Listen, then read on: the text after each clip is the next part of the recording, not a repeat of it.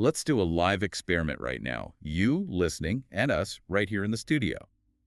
I want you to silently think the sentence, I forgot to buy milk. Okay, whose voice did you just hear? Well, for me, it's unmistakably my own voice. Full sentence. Heavily annoyed tone. Yeah, same. Hmm. Like exactly the same. But here is the wild thing we're unpacking today in this deep dive. Yeah.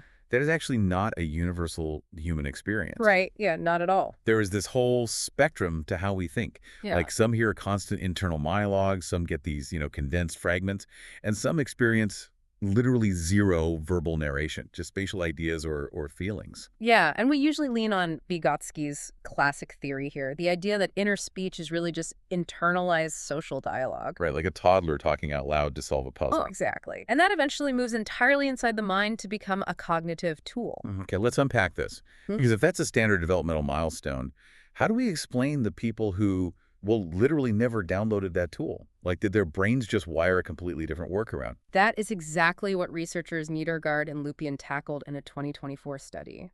They actually coined a term for everyday life without an inner voice. They call it anendophasia. Wait, anendophasia. Mhm. Logistically, though, how do you even test a silent mind? Mm. You can't exactly stick a microphone into someone's consciousness. No, you really can't. So you test for invisible advantages instead. Yeah. They gave participants rhyme judgments. Oh, like word games. Yeah.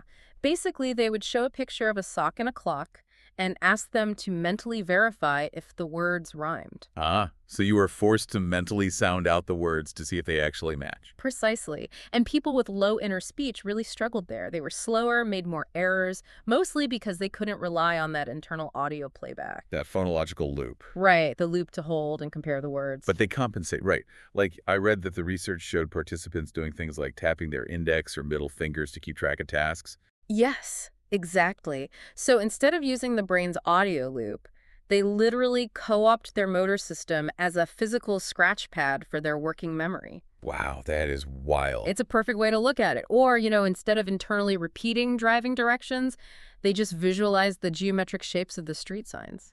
It feels a bit like driving a manual versus an automatic transmission.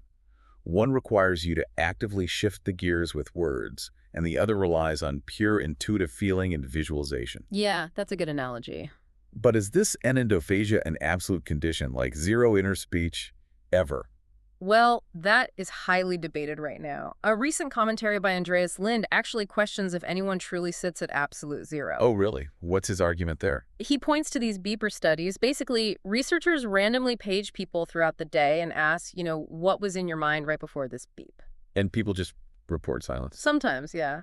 But Lynn argues that an empty room at 2 p.m. doesn't mean the house is completely abandoned. Right, right. Just because inner speech is absent in a specific randomized moment, that doesn't prove a permanent neurological inability to produce it. That makes sense. And that connects directly to this massive wave of discovering subjective diversity. It's the same pattern we see with aphantasia, where people are just stunned to learn others can actually see an apple in their mind's eye. Oh, absolutely. The online communities around this are fascinating. Yeah. There's that anecdote in the research about Vygotsky, who doesn't experience thoughts as words at all. Mm. His thoughts are like, well, bubbles of concepts that shimmer with color. That is so vivid. Right. When he feels anxiety, he doesn't hear a voice whispering, what if? He literally experiences a dark blue color. If we connect this to the bigger picture, it really reminds us that anendophasia isn't a disorder or a deficit. It's simply a different dialect of consciousness. Which brings us back to our opening experiment. How would you ever know your own mind works differently from everyone else's until someone explicitly asks you to check? You wouldn't. I mean, we're completely trapped behind our own eyes, just assuming everyone else sees the exact same view. So we'll leave you with this to mull over today. The sources highlight that inner speech is deeply tied to self-criticism and rumination. Right, those endless mental loops. Exactly. If that inner voice is the thing keeping you up at night replaying your mistakes, well, could a completely silent mind actually be a kinder, more peaceful place to live?